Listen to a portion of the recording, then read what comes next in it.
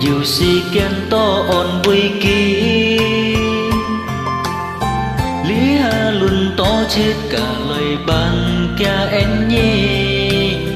cho chắc sẽ phôi cho họ lời sẽ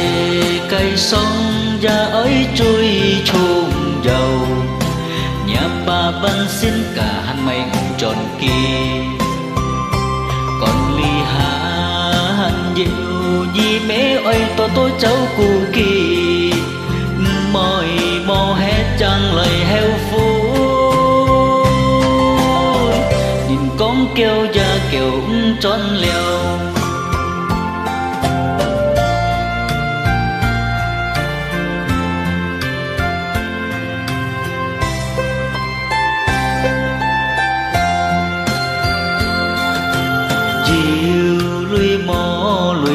nhìn ta ly họ lời hệ dù si kén to ôn vui kỳ lý ha luôn to chết cả lời bàn kia em nhé cho chắc sẽ phôi cho họ lời sẽ cây sông ra ấy trôi trùng dầu nhà bà ban xin cả hắn mây tròn kia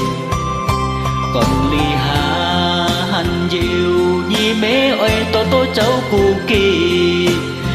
mỏi mò hết chẳng lời heo phú nhìn cá con kêu và kêu tròn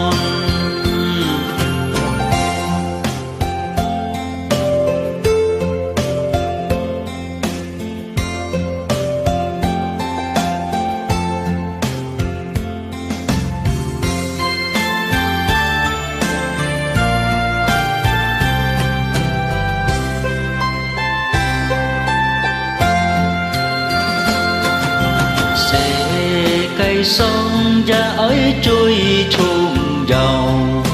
nhà bà ban xin cả hắn mây tròn kia còn ly hà hắn dịu như mẹ ơi tôi cháu cu kỳ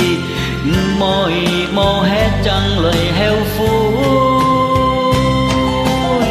nhìn cá con kêu và kêu tròn con kêu ra kêu